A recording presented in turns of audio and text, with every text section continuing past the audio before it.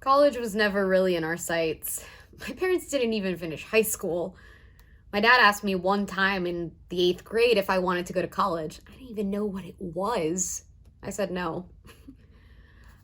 I've been lucky and privileged enough to go to Catholic school my whole life. So LMU just kind of seemed like a no-brainer, you know? My parents made a lot of sacrifices to be able to send me to private Catholic school. And because I didn't know about colleges, you know, with my upbringing, with my family, not knowing anything, I was kind of just following the flow of what my peers were saying. One of my best friends was like, I want to go to LMU. I've never heard of that. Let's check it out. And of course, we visited and I fell in love with the campus. Like everyone else, it was beautiful and it was close enough to home that I didn't have to leave, and it just seemed right. So I asked my parents, we talked about the cost, and it's been very complicated. They initially only gifted me one semester at LMU, thinking, okay, she's going to get it out of her system. She's going to get the whole college experience. And I wanted to stay in. Every semester after that was a battle. I ended up getting kicked out because I couldn't pay in 2015.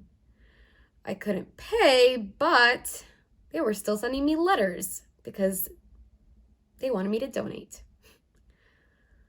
I took a 2-year leave of absence and came back in 2017. I took another year and a semester and then left again. I came back in January 2021 and I just finished. I think because I was a first-gen person, I didn't really know how to ask for support. I didn't know what I was looking for. The finances were the only way I knew how to ask my parents for. But navigating the cost, understanding loans, they didn't know what was going on any more than I did. It was hard for us. As parents, the only time they've ever dealt with that kind of money was when they were buying a house, not going to college. And besides that, I don't think I really understood how to ask for any other support besides finances. In retrospect, it has been very difficult because no one in my family has been able to guide me. Like, here's how you manage your time. Here's how you pick your classes. Here's how you pick a school. I don't even know how we got through it, but we did. My time outside of LMU was still spent in school. I went to Long Beach City, and that was one of the best experiences of my life. I loved LMU. I fell in love with it the first time that I was introduced to it. But with the demographic, with the amount of privilege there, it really is being a bubble. LMU really pushes diversity, and of course, there's a small portion that is diverse, but it's not like my community college.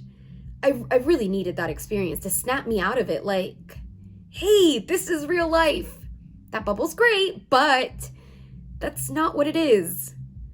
I feel like if you're a person of color, the lack of representation in media, in books, in everything has led to a lot of internalized racism. And it's just an assimilated idea of what you think your life should be.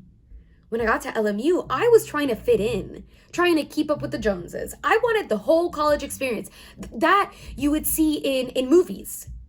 Going to Long Beach City really changed that because my classmates were like 50 years old. Not only that, but my teacher was great. He was very raw with his teachings, and he also happened to be Mexican, which was really important for me. I don't think I've had a Mexican teacher at that point, or, barely any professors of color at LMU.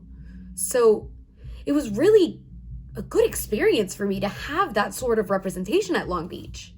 In 2020, I lost my job because of COVID. I wasn't in school at Long Beach or LMU, and I just had a lot of downtime. Community fridge projects started to pop up, and my boyfriend and I decided to start one with our friend. A community fridge is a refrigerator, like the kind that you would have in your kitchen. It's set up in a location that can be accessed by anyone. They're mostly set up outside of cafes and restaurants in LA, and they're open to the public. Our refrigerator's outside of Hot and Cool Cafe in Leimert Park. It's in an alley, a very famous alley, and it's open 24/7. Anyone can come and get any sort of resources that we have to offer at the time. We typically have in there water, eggs, juices, all kinds of veggies and fresh produce. The best part is when I see people bring things from their own garden. It's like made with love. A lot of fruits.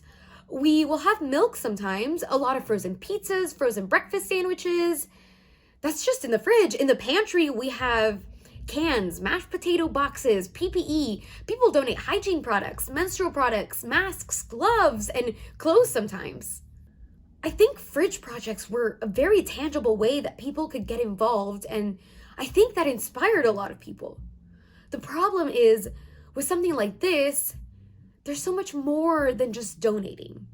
People don't really take the time to see that. And so what was happening was people were starting fridges and not taking care of them. It was about the rush of getting this cool thing started and then just no maintenance whatsoever. There was a huge lack of tapping in with the actual community that it was in. A lot of people wanted to set them up in gentrifying restaurants and stuff like that. And that was upsetting as someone from LA, someone who knows and loves these communities. We decided to start our own fridge in Leimert Park, where my boyfriend's from. Leimert Park is the mecca of Black culture in LA. It has so much history, and we said, let's start there. We can take care of it. We actually be the ones to know what's happening, and we'll make sure the community members actually know what's happening with it. You know, obviously, I'm not Black. Even in my role of being an organizer for the fridge, I try to limit my own presence there because I recognize that it's not my space. The success of this fridge had everything to do with the Leimert community. It is entirely them. You know, we don't have money. We got the fridge donated to us. The first people to bring donations were community members. The reason why it stayed stocked is because of the community. I grew up in LA. I lived here my whole life. I've never seen another community together and take care of itself like Leimert has. And of course, it's not an accident. The Black community has really had to take care of itself in this way. I think that care has shown itself and has extended into the fridge. It can be a sad reality working at the fridge. I have a lot of pride and joy being there and helping it run, but it's not easy work. We have safety concerns, sanitary issues. It's hard to see people that you care for in tough circumstances. I had to learn that there's only so much you can do to help others. One of the hardest lessons that I had to learn was about need. I would spend weeks, days, months planning a giveaway. I was making sure we were crowdfunding so I could pay for a caterer to come, so I could pay for groceries to come, so I could create these hygiene kits. Spend all this time working, making sure there are over 100 of each thing, only for these resources to be gone in 15 minutes. Like, if I say we're going to be out here from 12 to 3 p.m. and everything's gone by 11:45 while we're still setting up, the need never stops. And we did this in a neighborhood that was already suffering from lack of resources and care. The fridge was originally a response to COVID, but it's not just because of COVID that people need these resources. If you look at job insecurity, food insecurity, housing insecurity, Black and brown communities are disproportionately affected by these things. So when you throw COVID into the mix, automatically people are worse off. Our fridge became so relied on, and we just did not have the infrastructure to be able to maintain that level of need. And, we held as long as we could. When you have Black and brown volunteers that already fall prey to just life standards of having to work twice as hard as white folks, and you're not paying them for this work, and that requires a lot of time and physical presence to be there, it just doesn't work. We never really thought we'd make it past a month, and we made it a whole year. And so we're really proud of the work. The last day it was in operation was Saturday, August 7th, and we had signs up for about a week. It was hard. It was hard, and even after the fridge was gone, people were coming by that weren't on social media or didn't see the signs, and they were asking, "Do you have food today? Where's the fridge?" "I'm sorry, it's gone." "Is it coming back?" No. That was hard.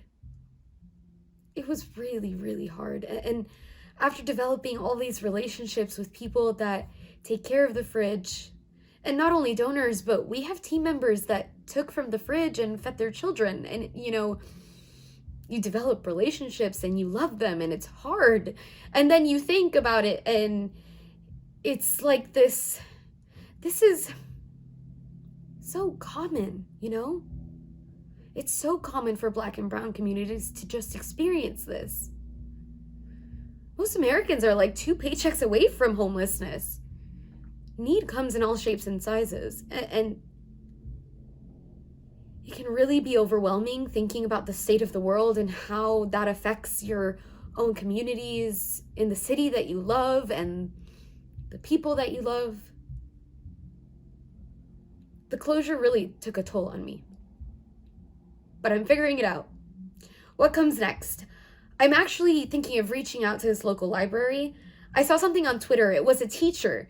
She had this container of like lotions, pads, wipes, tampons, deodorant, snacks, just resources for her students. And I was really inspired by that. And it made me think, if only more people did that. It's sort of like a mini fridge.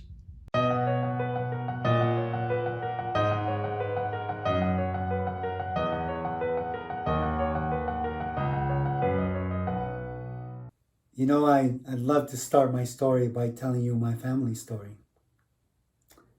I'm the son of Mexican immigrants, one of 10 kids. Both my parents immigrated from Mexico, and my dad first came here to the U.S. in the 1950s as a bracero. That was like a labor agreement that the U.S. had with the Mexican government. So it started during World War II. They would send Mexican workers over to work the fields. And that's how my dad first came to the United States. In the early 70s, my father decided to bring my mom and brothers and sisters to the United States. And the first trip was a tragic one for my mom. She was making the journey along with my 2 oldest sisters and oldest brother. And on the way here, my sister Graciela got sick and died. She died along the way. So my mom returned back to her hometown, Jerez, Zacatecas, to have a proper burial for Graciela. And my father couldn't attend because he was here illegally. But, about a year later, my mother and brothers and sisters successfully crossed over and joined my father. So my mom and dad started to grow their family in a small little house in South Central Los Angeles. And I just feel that a lot of who I am today, just in my character and my faith and my love for the community, which I still live in, is in the area which I was born and raised.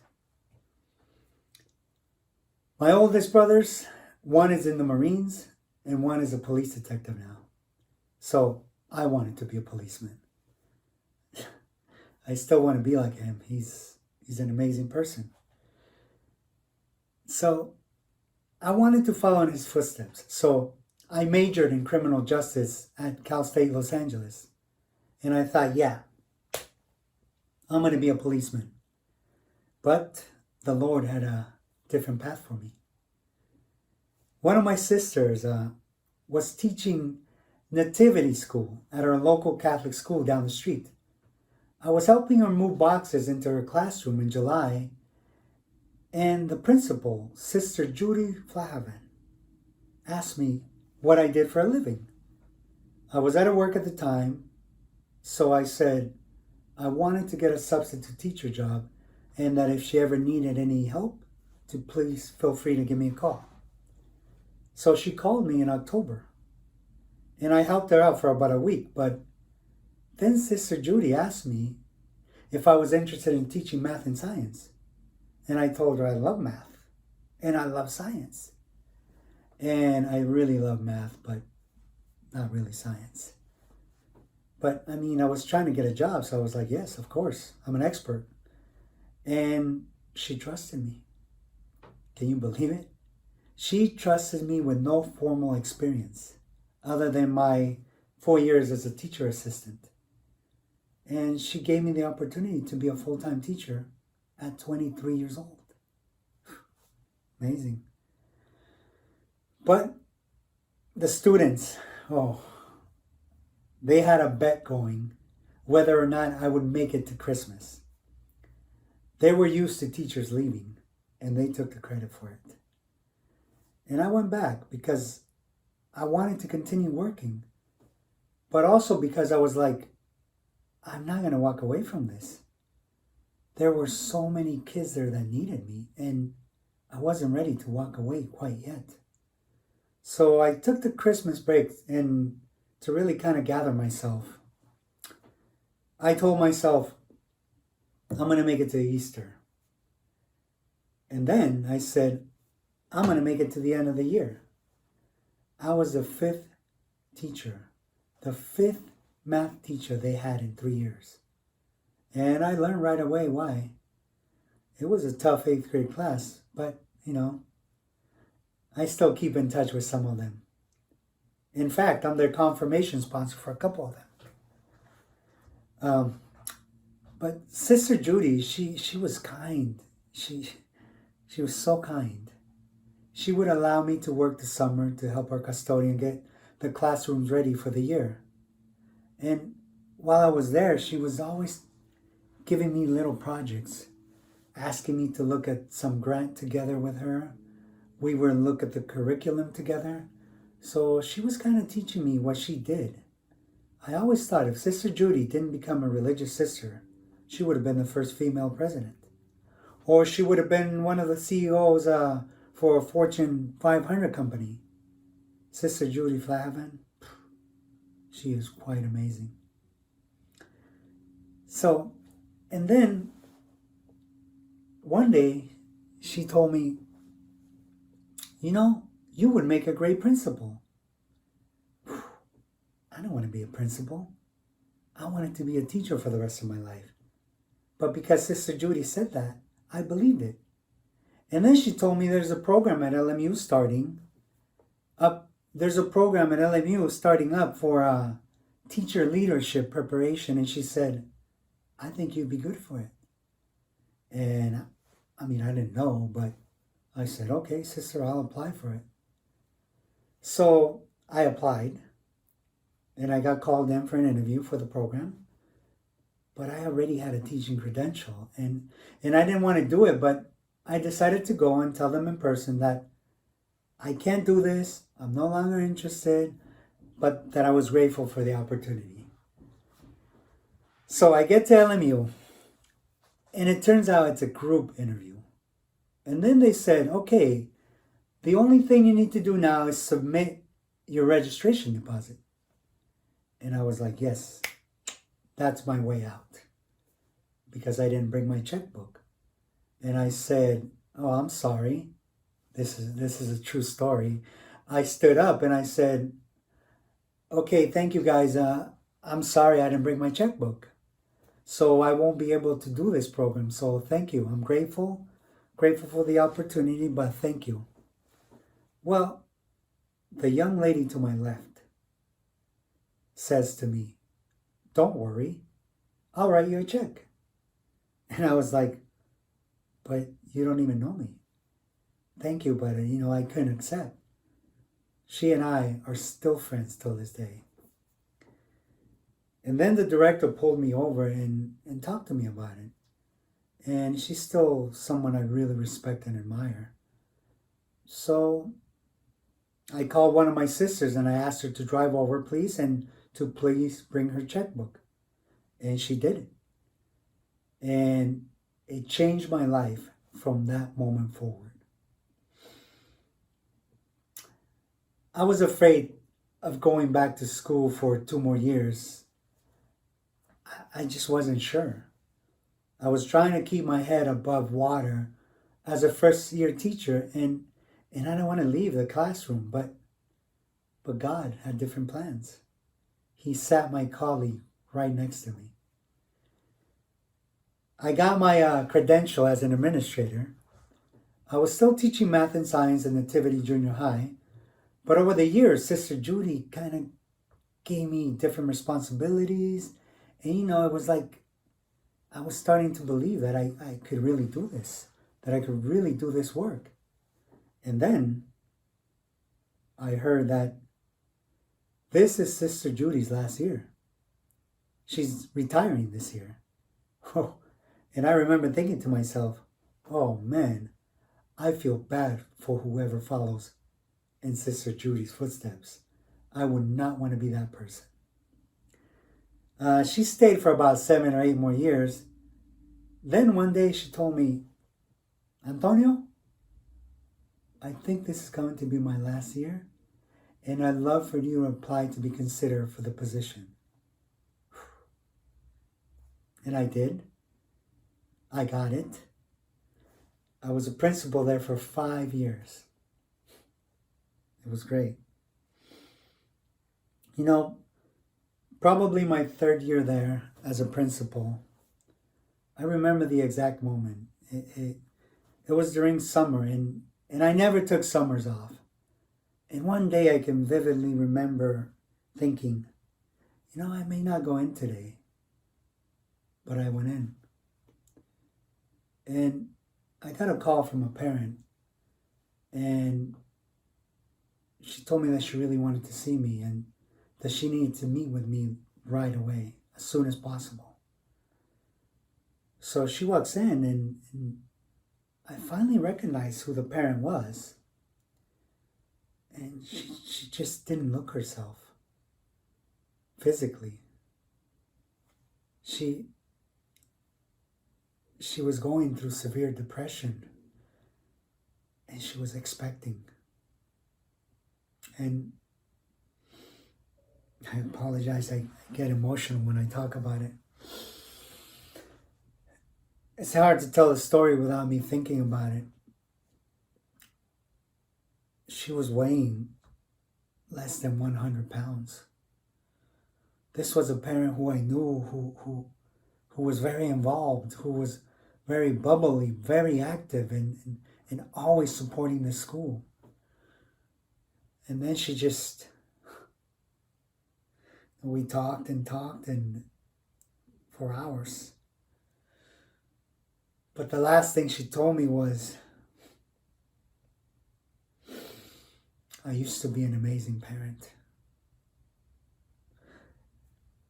And then she started sobbing.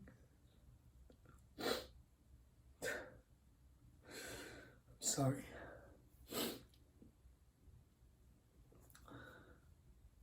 She felt so bad. So we walked over to the rectory, and she talked to her parish priest, and then throughout the entire summer, I'd call her daily. That was the reason I was going in every summer. That summer, when I was tired, I would tell myself I gotta call her, and I would, and I would go in, I would call her, and she would take my call. that was the first thing I did. I would call her, I would talk to her husband, and sometimes things were better, and other days she was struggling. And then time went by, the school year started, and more time went by. And one day she shows up to the school office with a car seat and a baby in the car seat. And she introduced us to little Tony. We never talked about it again, but it was, I always felt that was the best thing I could ever do for a family. And in my mind, I would pretend that he's named after me. I used to tell her, hey, my goal, if I'm still here when he's in school, he's coming here, right? He's going to come here. But the Lord calls us and gives us different paths. Sister Judy often talked about having the right people on the bus, and I was lucky to get a seat on that bus. And then eventually she handed off the keys and I drove it for a bit. I was enjoying my life as a principal. I just got through accreditation, and we got accredited, full accreditation, for 6 years without any revisions. I was so proud of the work we were doing and the work we had done. And then LMU reached out. And they reached out and said that they were looking for a new director of their nationally recognized Place Core program. And I just felt like I was going where I was needed. And I still see it that way.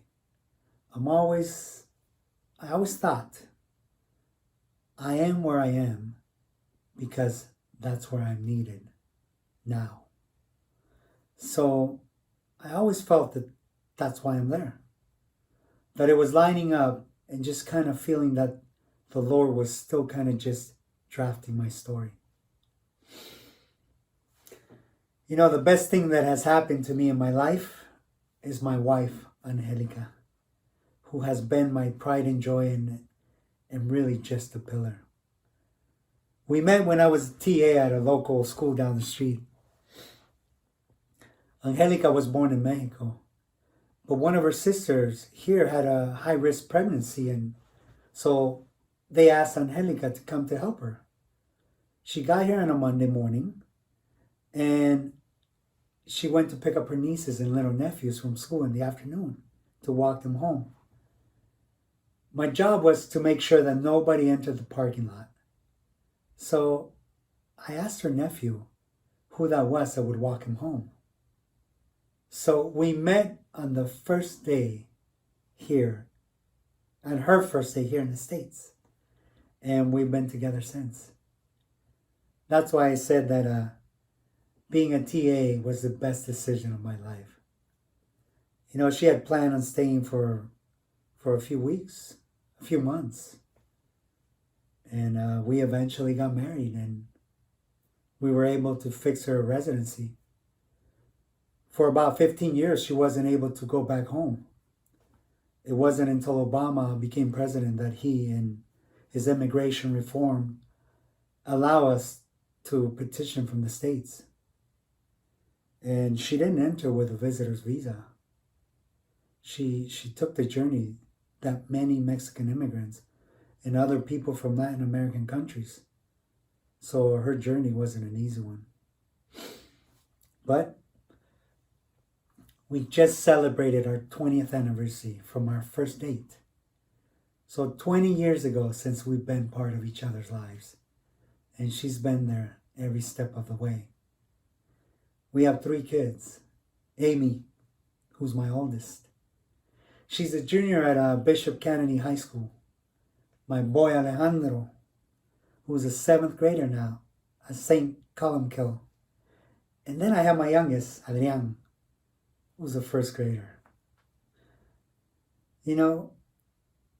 Another reason that it's important that I share that story is Out of 9 of us, my parents sent 8 of us to college.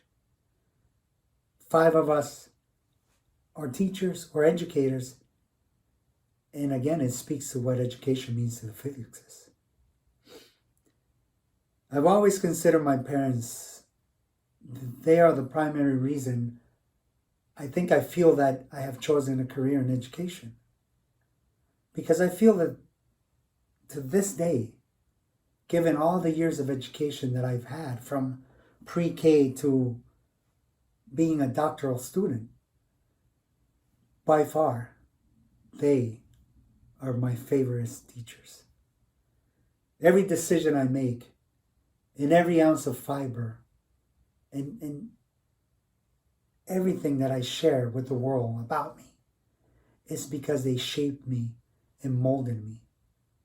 I am the man I am today because of them, because of my parents, because of their example. And, it's LMU's investment in me that kept me in Catholic education for so many years.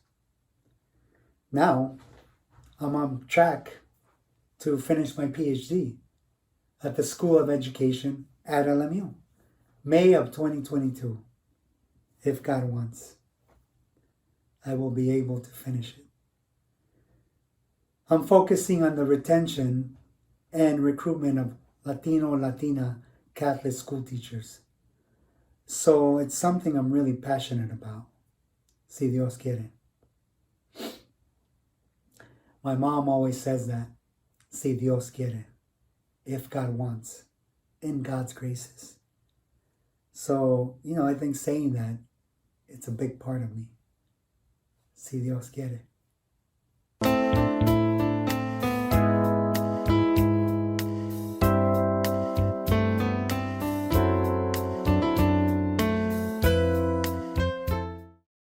I got flowers today. It wasn't my birthday or any other special day. 1 in 3 women, 1 in 3 will experience domestic violence at some point in her life. We had our first argument last night.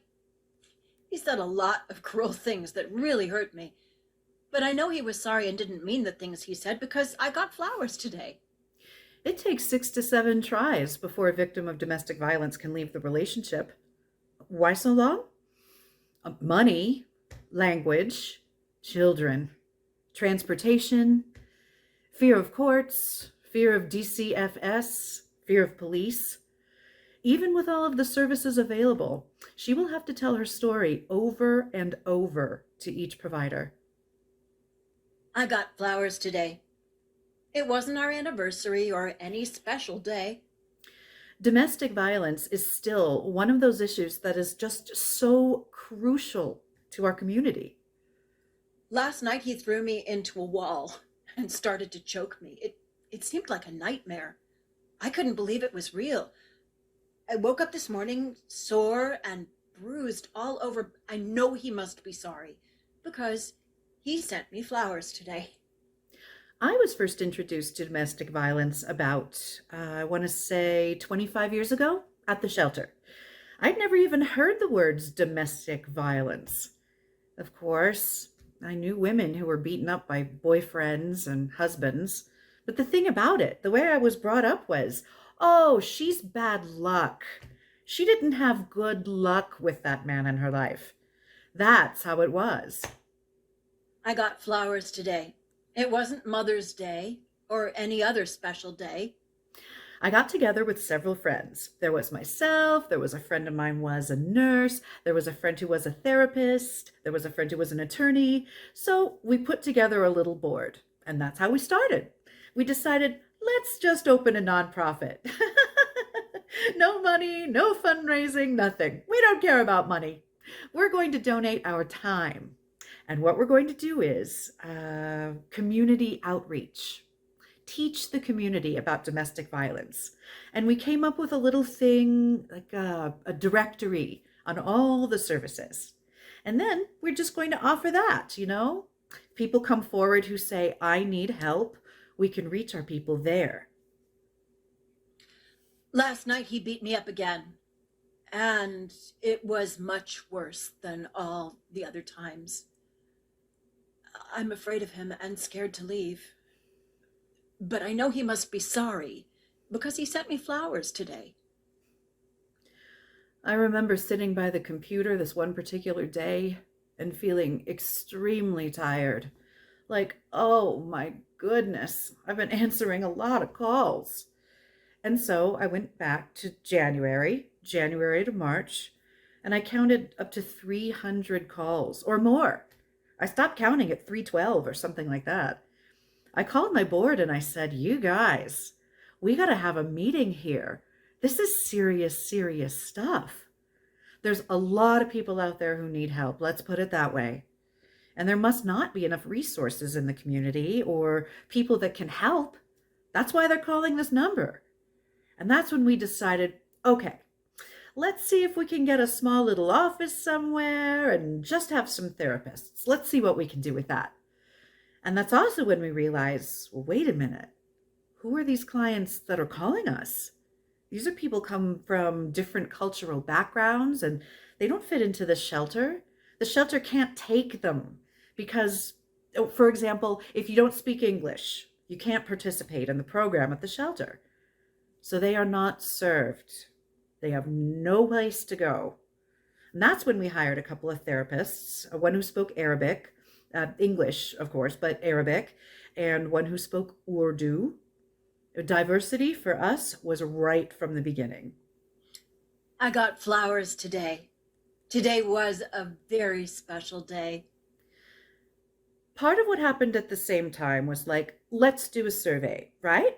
And who do we have access to but our mosques? So we joined the women's group because the women's group had a lot of outreach ability. And we joined with them. And we had at the time, I think, 42 mosques. There are many more now. And so we created a survey with 3 questions. Simple as you can be. Do you ever talk about domestic violence in your yumya? You know, like the Friday, like Sunday, but Friday for Muslims. And a couple more questions like that. And the results. I still have the results, by the way. They were shocking. I think 60% said, oh, no. We don't have domestic violence in our community. And then a few said, oh, yeah, once in a while, if we are asked, then we will address it. And very few, literally just a small handful, said that, you know, we address it once a year. One of our imams talks about this, as in a sermon. And that's it. And as we were communicating with people of other faiths, they were saying the same thing. Oh, yeah, we never talk about domestic violence in our church, you know?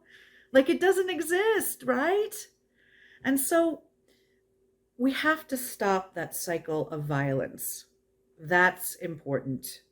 So that's what this program eventually evolved to stop that cycle.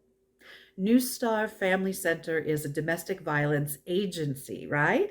We can have all the services that we have under one roof because one organization can't do it. So we joined the movement, the Family Justice Center movement. Even some of my friends to this day, well, she can leave, you know? No, you can't leave. You have to, once you have children, especially with this person, well, how do you leave? The law says that both parents have equal access to the child. So you've got to meet up with this person every single time. And if he's an abuser, you know abusers, they continue to abuse.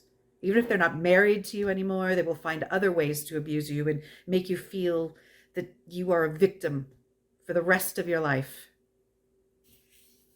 It was the day of my funeral. Last night, he finally killed me. He beat me to death. So I wanted to let you know why I'm actually in this work. And that is, for me, it's very personal. I will never forget when I picked up the first woman, the first victim of domestic violence I personally took care of.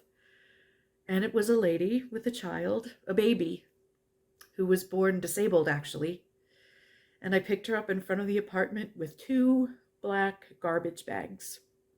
All her belongings right in there. And I just could not believe it. I could not believe a man would allow this to happen to a woman and a child. That woman today is successful. You ask, why didn't she leave? I ask, why did he hit? Just incredible stories to see how lives are destroyed by violence. And still, we have a few men as well, but it's the women. It's us, the women, right? With all of our rights, with all of the things that we can do today, it is still the women and the children who suffer the most. But it's those stories that I really, if I can find a way to tell one or two, then that's what really makes my work kind of important, I think. Yes, that's what inspires me every single day.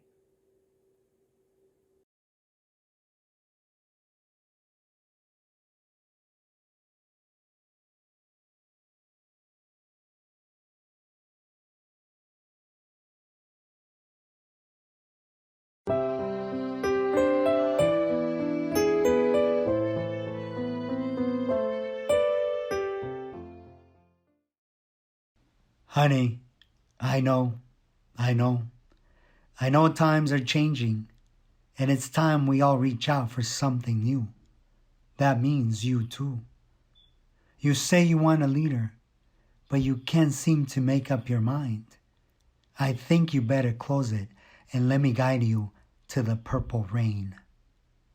So I'm gonna be honest. Honestly, I don't have some great story like, oh, I've always been passionate about.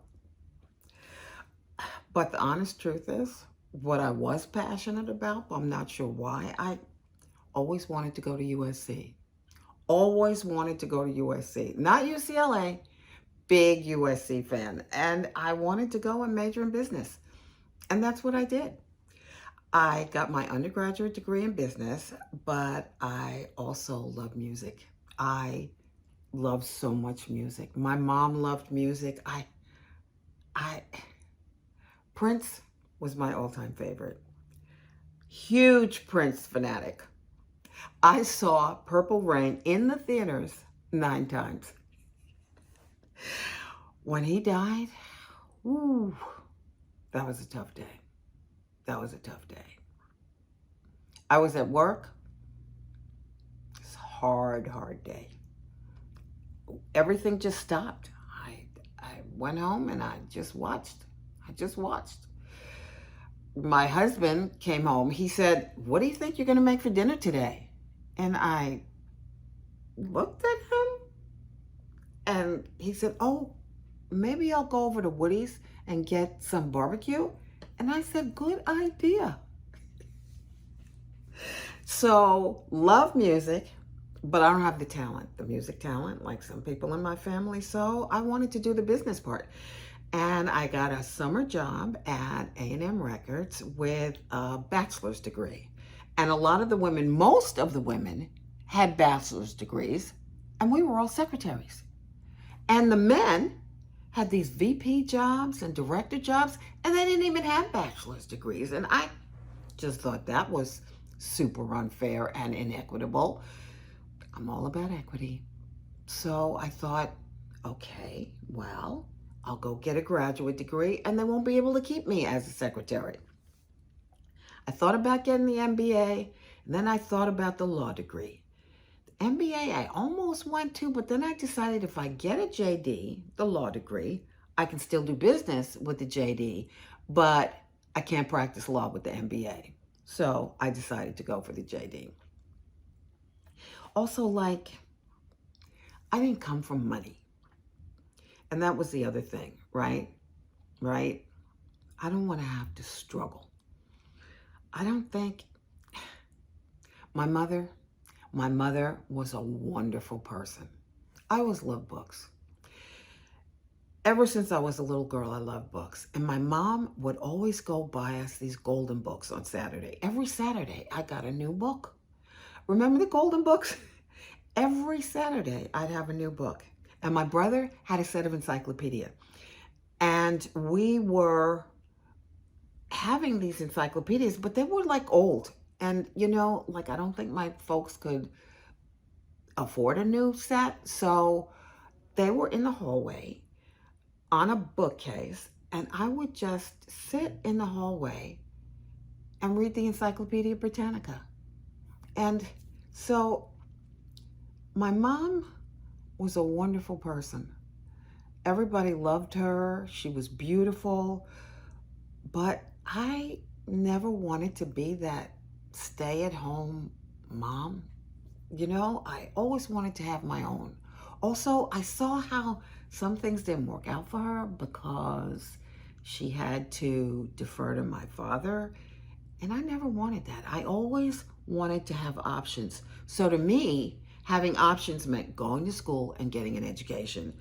And that's something they didn't have an opportunity to do. So I think my mom is my biggest inspiration and a helper. She was a helping person. And I think I got that from her. So, like I said, there was a struggle, but for some reason, I didn't get caught up in the pregnancies. I knew how to take advantage of things. So, dealing with students now feels like a different generation. I saw this when I was in career development. I still see it now often, and I'm not trying to be cliche about the helicopter parents, but the students come to us way needier than ever before. My mom didn't come to Loyola Law School campus until I was being sworn in. I have parents right now coming on tours, coming to orientation. I had a parent come to orientation. I'm not lying. She was at orientation. And I have parents calling me. And I'm like, okay, this is a professional school and we're training people to be professionals and advocates. And I would much prefer to speak to the student. And I have the parents calling me. So let me see. Okay, so we were living in Atlanta. My husband was working in Atlanta and we lived in the suburbs for the schools. I stayed home for a couple of years. My older son has a disability. And I'd be passing by this junior high school and it said, paraprofessional wanted, inquire within. And it was like for special ed. And I'd think about it, I'd look at it, and I'd think about it, and then I'd say, nah. And then it would disappear. And then I'd pass by again, maybe a couple of months later, and it'd show up again. I'd think about it, then it'd be gone again.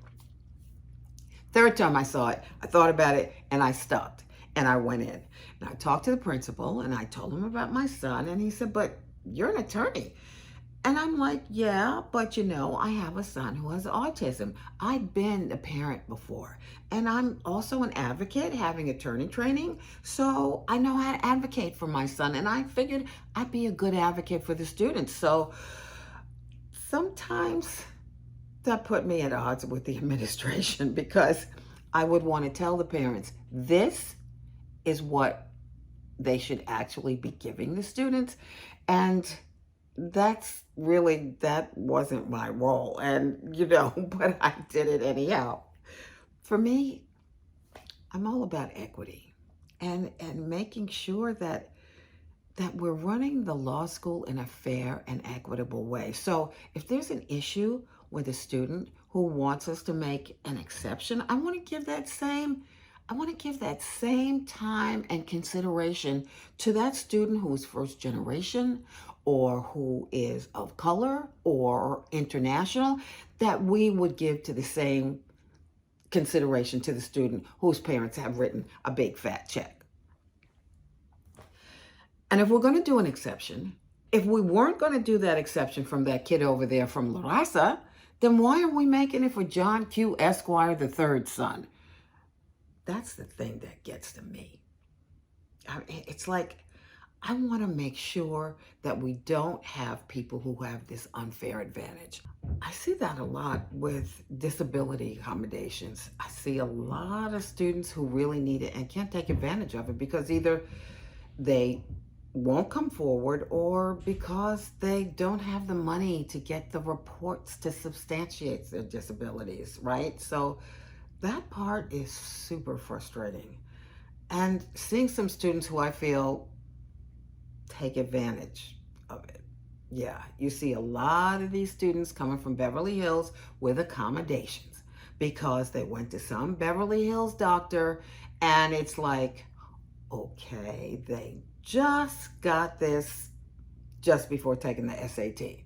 And so now they've got extra time for the SAT, they've got extra time for exams, and then there's a lot of students of color or students in first generation who feel like there's a stigma attached and they're reluctant to ask. And so I do try to talk to the BALSA students, Black Law Students Association, first gen students also, and I talk to them and I say, look, you got to ask for what you need. You have to step up. So these are some of the things I want to do this year. I just got another staff person. She is the assistant director for student services, diversity, equity, and inclusion. This is a position they created for me. They just created this for me. And I told her, listen, I want you to have more interaction with some of these affinity groups. I want you to go to some of the meetings and I want you to talk to them about accommodations and tell them why they're entitled to them. And so we put together like a checklist, a check sheet, so that it's easier to understand what you have to do. So going to them because we can't, it's been difficult getting them to come to us. What's great is being able to help. We've revised our disability accommodation process and made it easier for students. Dean Waterstone is a disability law specialist, so he was very supportive. He paid for a consultant to come in and review and audit our process, and I was very hands-on with that, and so that was great. I have developed some really good relationships with students through that, and that's very rewarding. Also, we have these clinics, right? We have these public interest clinics at Loyola, and we have a lot of interest in those clinics. We have the Project Innocence Project. We have Immigration Law Project. Okay, we have education law, we have juvenile justice law, and they're just starting the Loyola Law School Anti-Racism Center. This is brand new. We didn't have those then. I never thought about red states, blue states, until we moved to Georgia. When President Obama was elected, oh my God. I went to work the next day and it was like somebody had died. It was incredible to me working with these educated people, right? And the reactions of these people.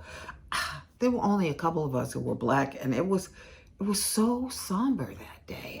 And a couple of us who were Black, we'd see each other in the hallway and we'd be like, hey!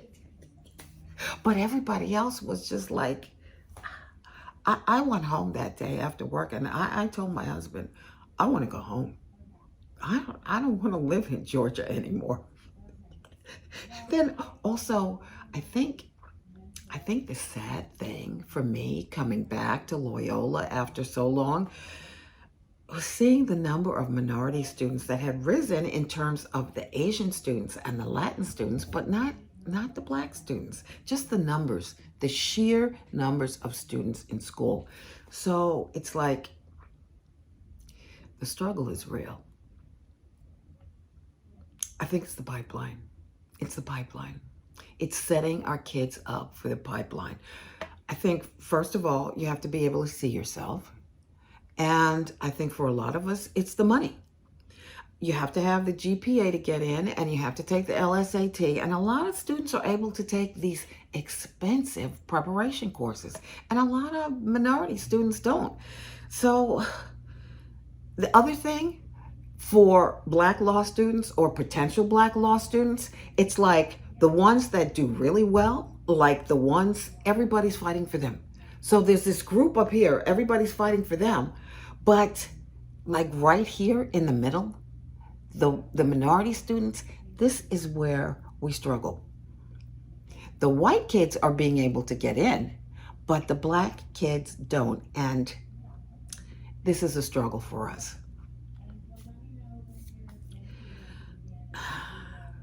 I'm all about the underdog.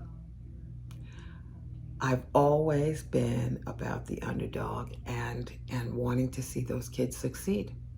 And so I just think those kind of support systems, that would be important to me, to have like more support systems for them. And I would give the students back the student org offices. It may seem trivial, but when I was in law school, Balsa we had our own office, and Larissa did too. And there was just something about coming out of con law, constitutional law, and being the only Black person in the con law class where you're discussing Brown versus the Board of Education and separate but equal and affirmative action and yeah, stuff like that.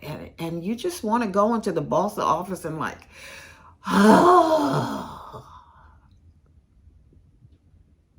I get encouragement though. I get encouragement. Dean Waterstone, yeah, he's the best. And my boss, who's associate dean, she's phenomenal. She's the most supportive boss I've ever had. Priya Sridharan. She's amazing. She's the one who pushed for my first promotion. She's been amazing, fantastic. That's one of the things that Loyola has. We've had so many women of color in the dean suite, and they do a really good job of that. We just hired a very entry-level position in career development, an assistant, and it came down to 2 candidates. One was white, and the other one was a young Black girl who just graduated from Fisk. So the director was saying, well, the other girl, she's a little more polished and blah, blah, blah. And I said, look, we've been talking about diversity, equity, and inclusion and bringing in more people of color into the pool and into employment here. I said, if we can't bring someone in on the entry level, where can we do it?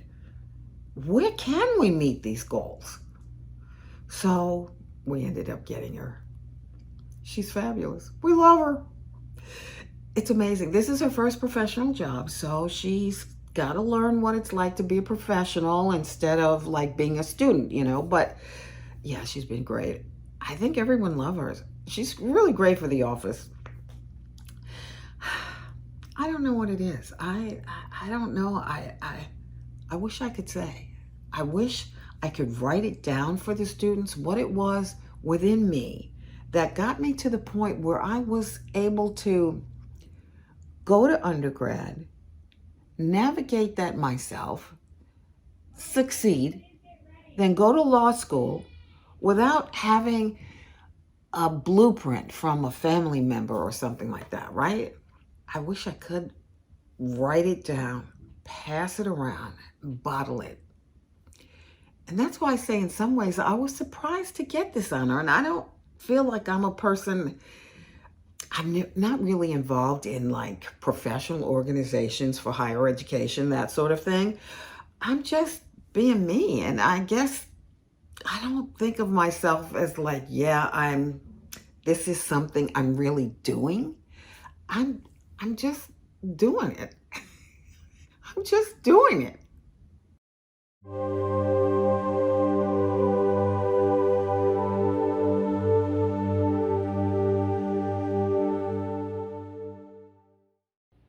There is an amazing chart reader. She's one of these Latina rebels that I found on Instagram. According to my chart reader, I came to the world to have fun and enjoy. But then there's something in my stars that throws me into duty, and I'm between both.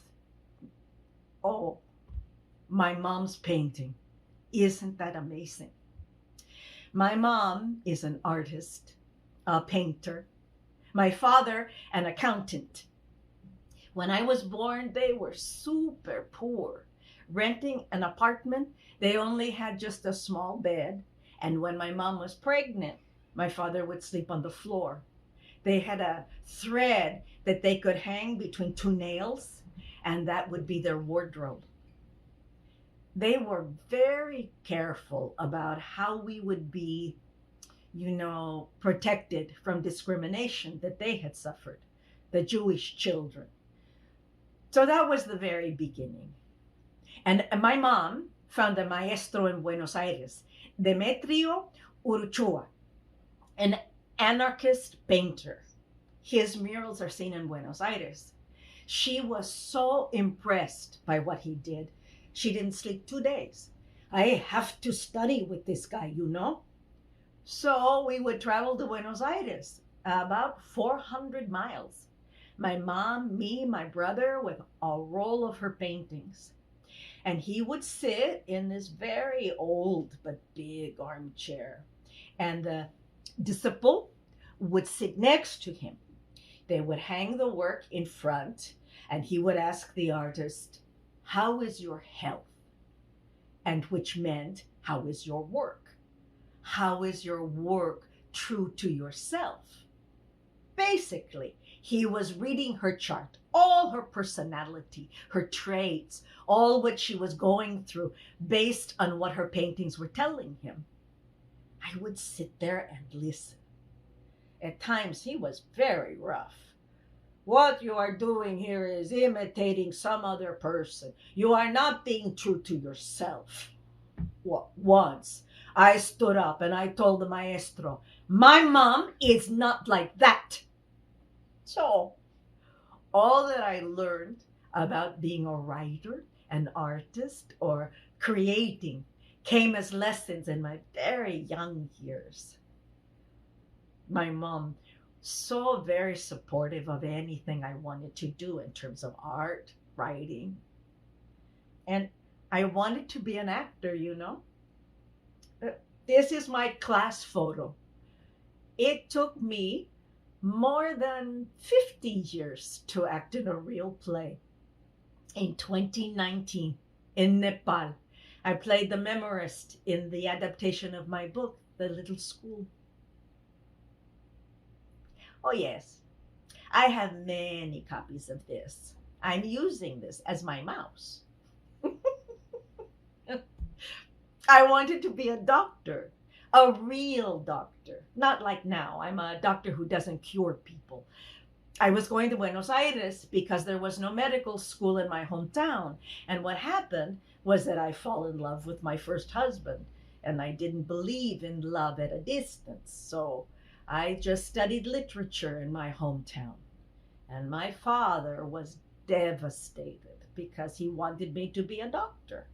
He wanted me to be a Nobel Prize winner.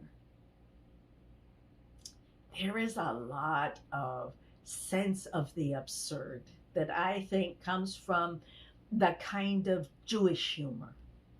My grandfather, with the greatest sense of humor, Naum, he was an immigrant, escaped the pogroms.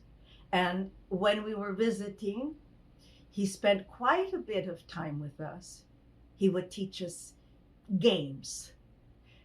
In my dissertation, I compared the writing during the Holocaust with the writings created in prisons and concentration camps in South America and by the relatives of the disappeared.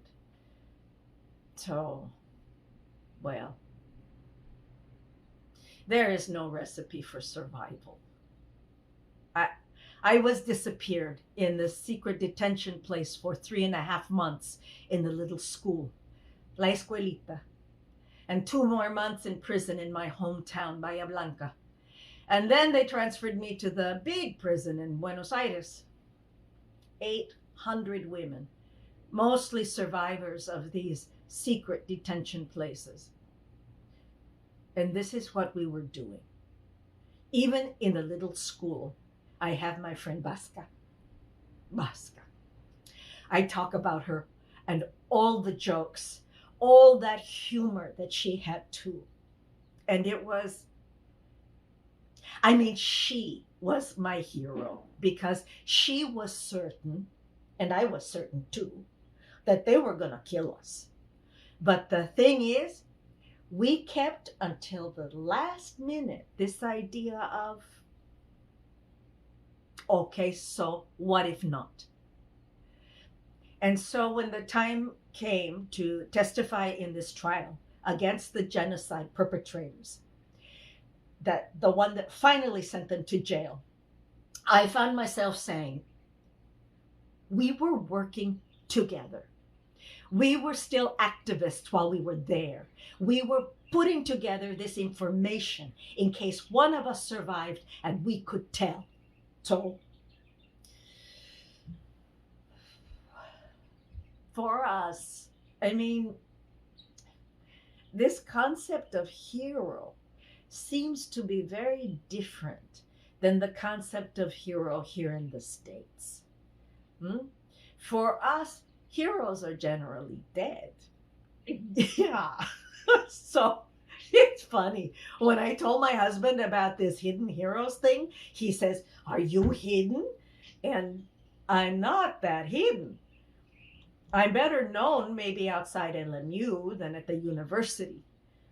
I am in the modern languages department in Spanish, so that makes us a little less visible in terms of our work as authors. Arte poética. The art of poetry. Eso que vuele bajito es mi poesía. That which flies low is my poetry. Rastreadora de olores dentro del pasto. Yo no busco la altura. Dredging the odors deep within the grassland, I don't look for height, vertigo of soaring. Vértigo el vuelo. Envisto la distancia volando bajo. I assault the distances flying low. Allí está la palabra, olvidadita. There is the word, the sweet and forgotten one, fresh and with roots or redolent of fear. Fresca con las raíces, oliendo a miedo, torna soleándose algo como la carne cadáver que transita a la semilla. Iridescent thing, like the meat of a cadaver, turning into seed. Flying low.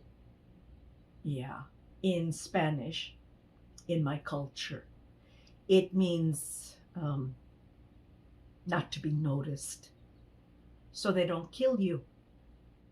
And solidarity.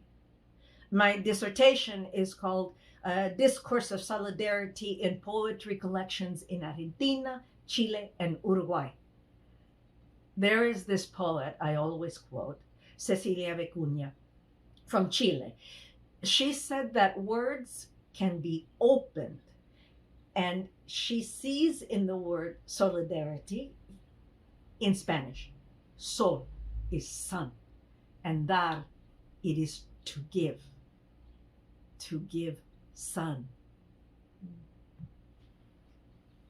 That's what keeps me alive, I think. It's literally what kept me alive, because people, you asked me about heroes, and I said that they had to be dead, but no, my heroes are the mothers and the grandmothers of Plaza de Mayo, of the disappeared. They are the survivors, the mothers of the girls, the women killed in femicide in Ciudad Juarez. Veronica de Negri, she was disappeared and tortured, came into exile with her children. And then her son, when he was 19, he went back in search of his roots to Chile. And the military, they burned him alive while he was photographing a demonstration. And she won't stop. She is a fierce warrior for social justice. I admire what a woman can do after she suffers this loss and still continues fighting and struggling. So people like her and it's usually mothers. I know the mothers started to march while I was disappeared in April 1917, and I credit them with my survival. I mean, they called international attention to what was going on. They risked their lives. Some of them were disappeared too.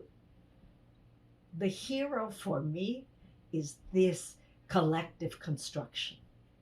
The people who give me strength to continue are survivors.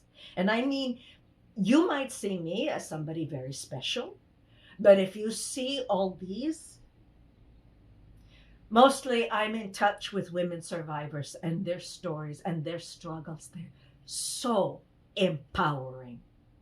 I mean, they teach you so much and they give you so much energy.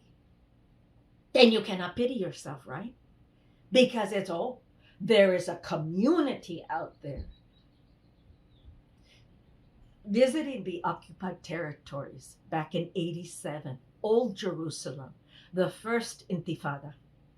That's when I see myself transitioning from victim to witness. We were a women's delegation. We witnessed things. They were throwing tear gas that produced miscarriages inside the refugee camps, very cramped places. This is a picture with the kids in the refugee camp. And you'll see my face.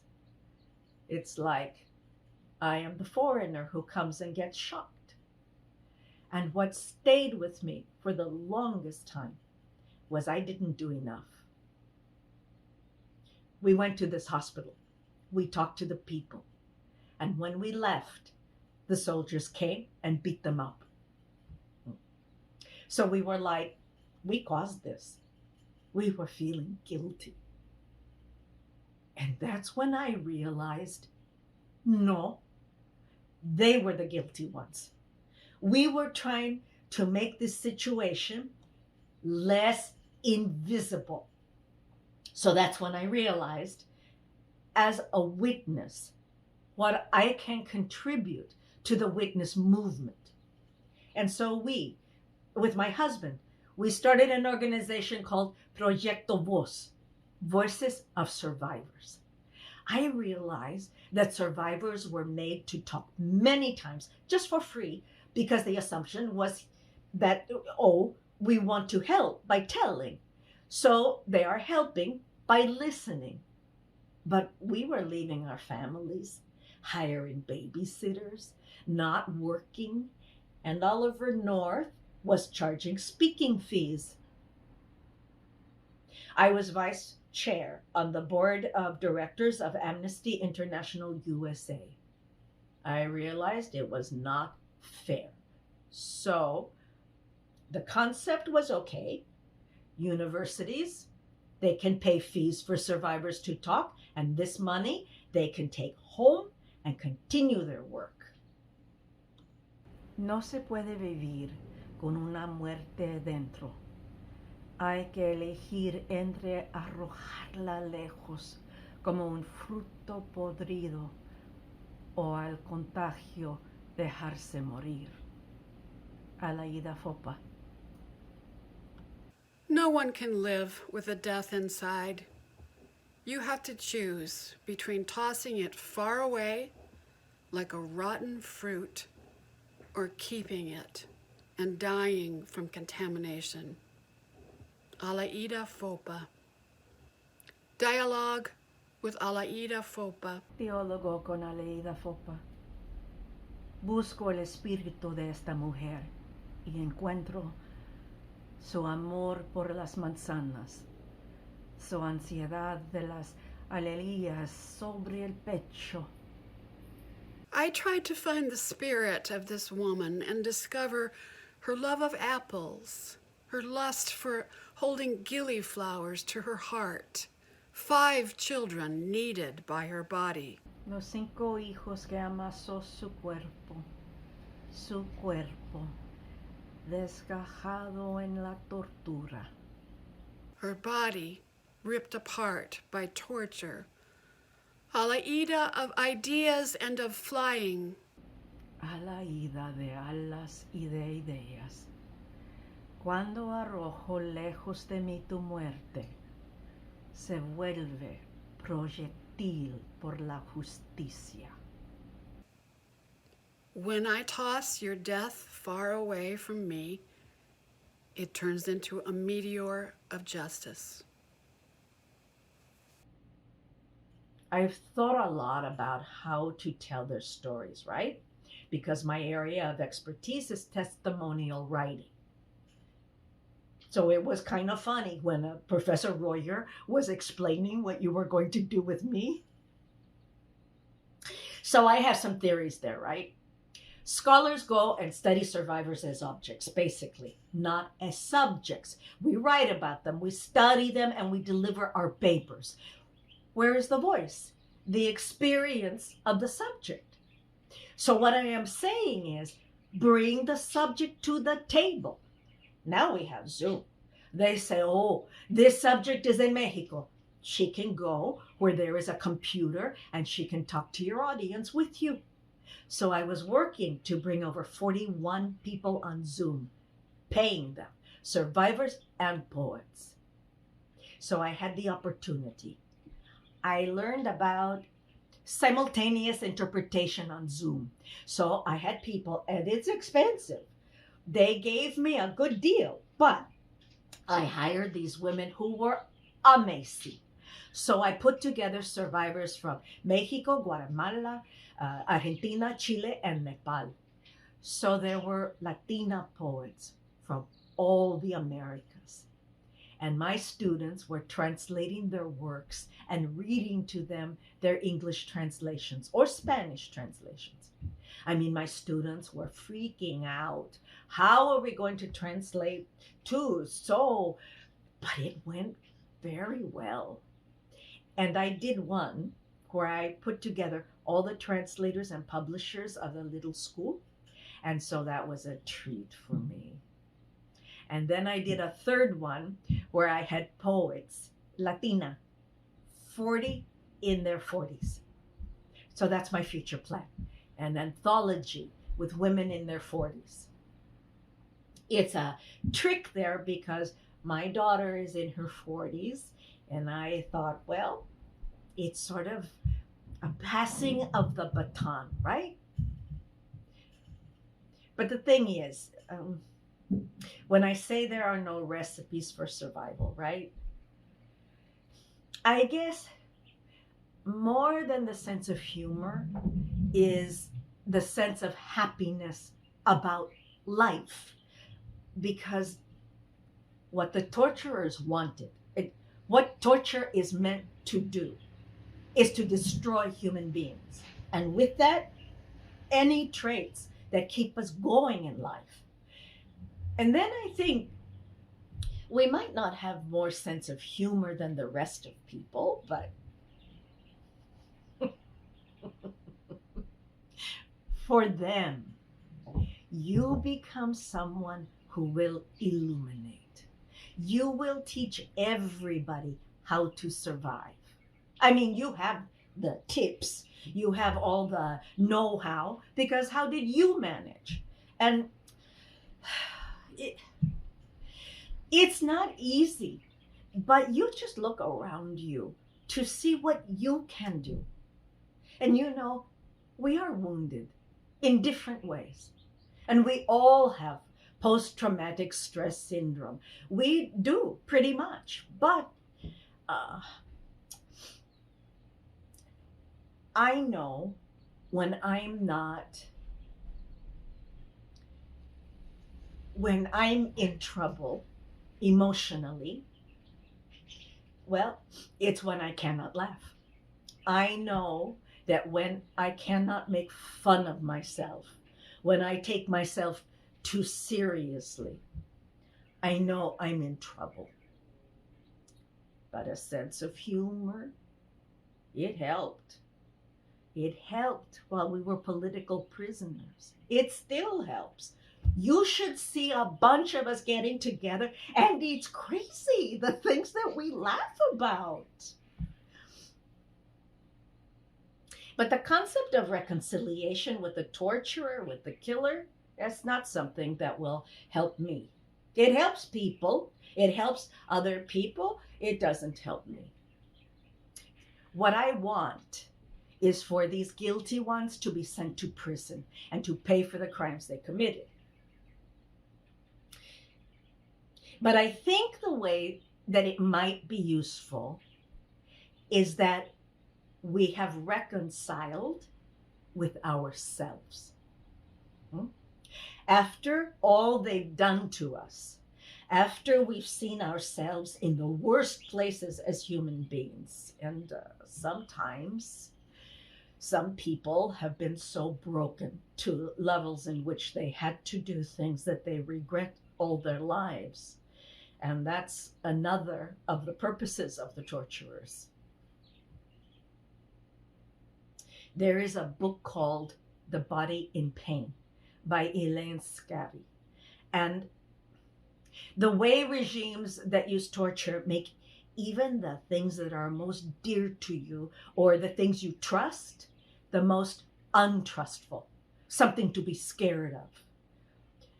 The place where we were disappeared was called the little school, right? A school is a place to learn. The society trusts the schools, and so they destroy. The machine they used to torture people in my country, they call it parrilla. Parrilla means barbecue pit. So my country is, a country where barbecue is glorified. It's like the way we socialize. We can eat a lot of beef. So then the parrilla is the torture thing and is what we like the most, the moments of pleasure with friends or around this barbecue pit. And so it's like your voice, which defends you and protects you, it becomes an instrument against yourself because you are forced to say things in that voice that are incriminating to you and friends. They are things that are not saving you. See? That's how reconciliation could be applied to this. If they could reconcile with themselves, with that person, at that moment. I realize oftentimes I try to do too much. I try to do much more than what I can do. I mean, I plan. It's like I have these huge plans, and then I have to adapt and learn with age, and also to listen to people.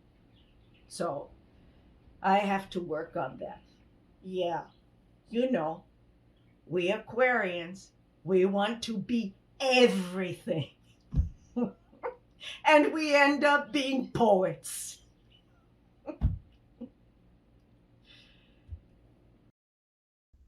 The need never stops.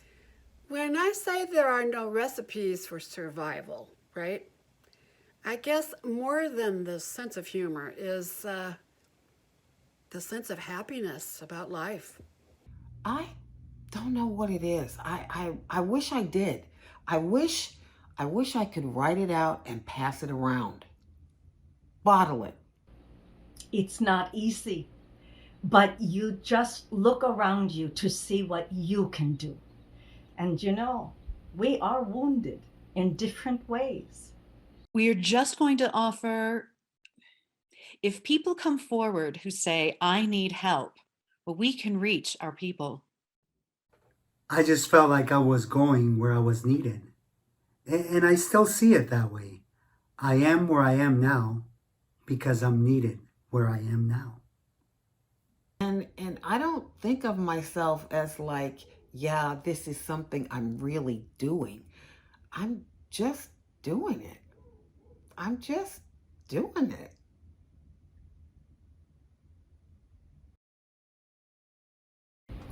Alicia Partnoy.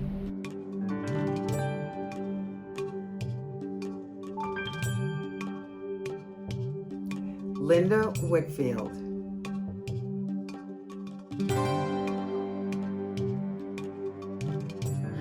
Elena Meloni.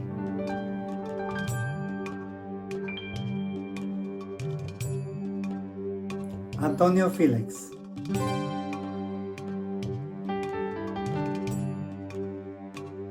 Abigail Magallanes.